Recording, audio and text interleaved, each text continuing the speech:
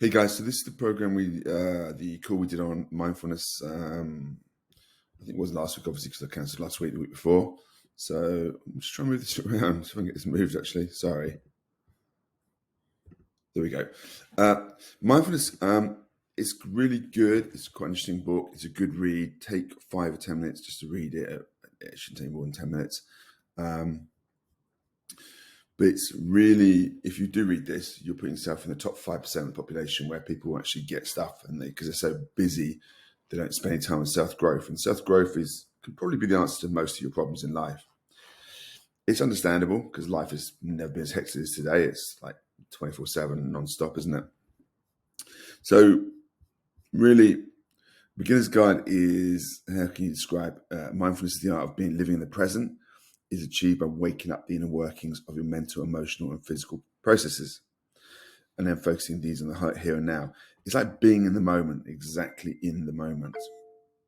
But you need to pay attention to it, because if you think of the future, you kind of create anxiety. You think of the past, it can be depression, that kind of stuff. So in the moment is where you want to be.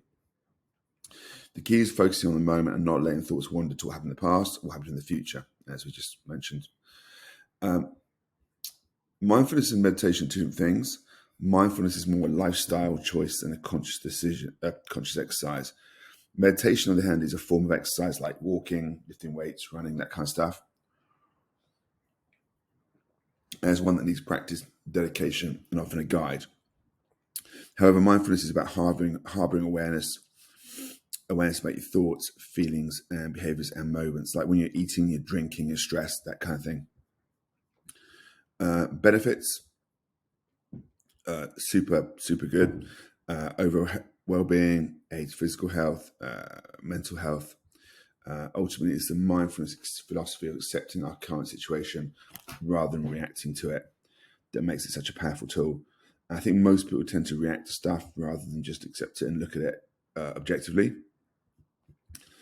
Well-being, it's all here, so it nurtures overall satisfaction in life, teaches to accept and cherish the little daily pleasures and gifts we often overlook.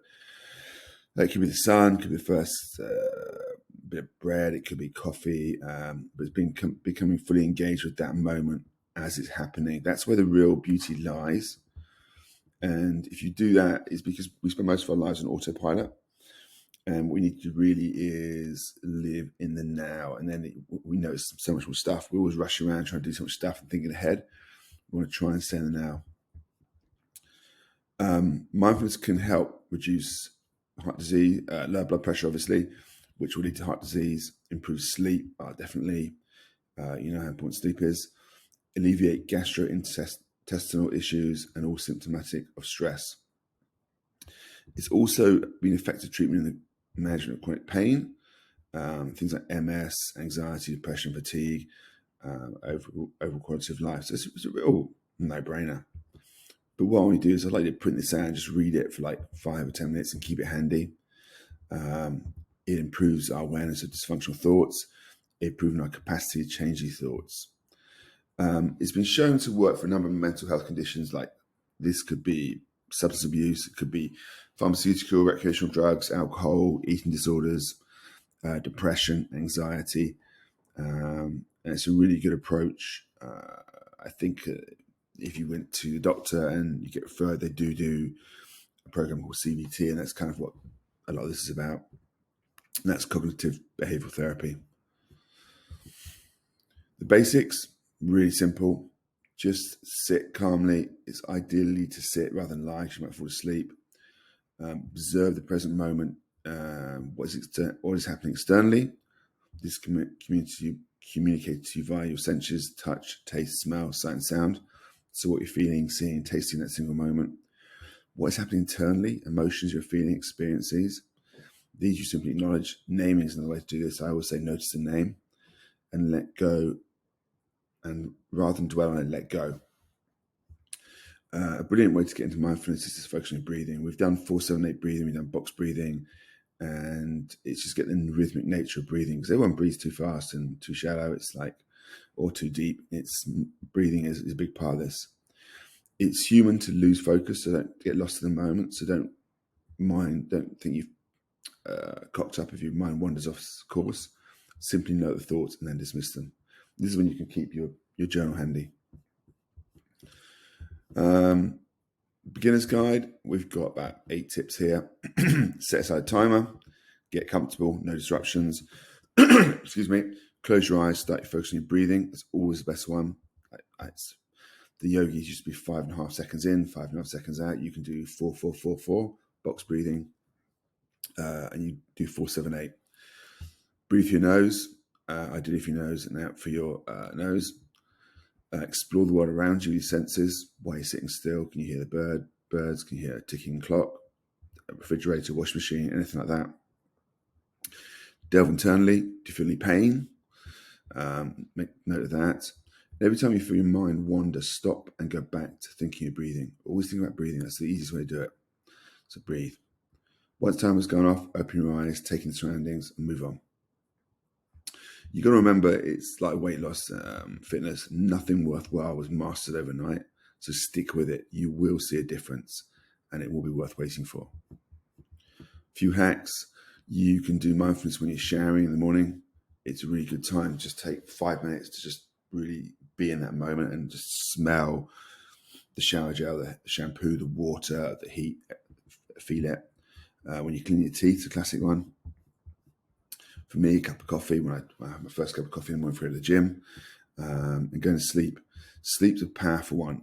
Sleep is something a lot of people struggle with, and making mindful sleep training a powerful tool.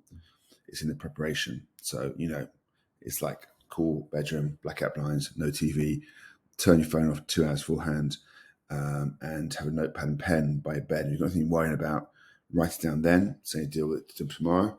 Or if you wake up in the middle of the night, you write it down then. And then 10 minutes before bed, like just a little ritual, sitting there, breathing, and focusing on your emotions. So this is really the way to do it. There's some books here to devour. I think you can probably get these on Blinkist, but Meditation is Not What We Think, Falling Awake, same guy. The Mindful Day, How We Eat with Our Eyes and Think with Our Stomachs, good one. Be mindful and stress less. So have a look at these. You can do audio books when you're walking. You can do Blinkist for short ones, or you can actually buy the book and sit and read like I like to do. These are apps.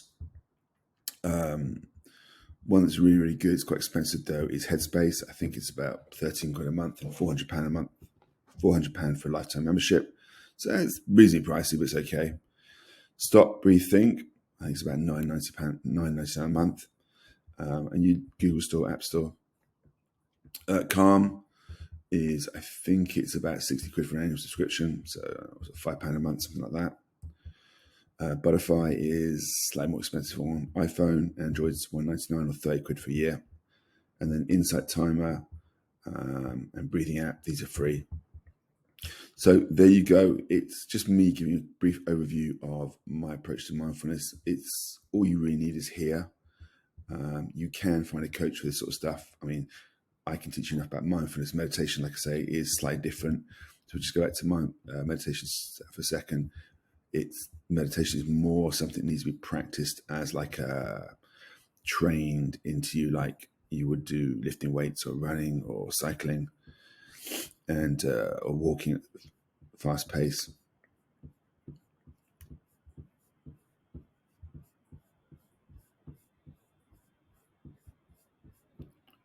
So here we've got it here. So yeah, mindfulness more of a lifestyle choice, which is what I want you people to do. And meditation is a form of exercise. One needs practice. It does take practice, but it's worth it.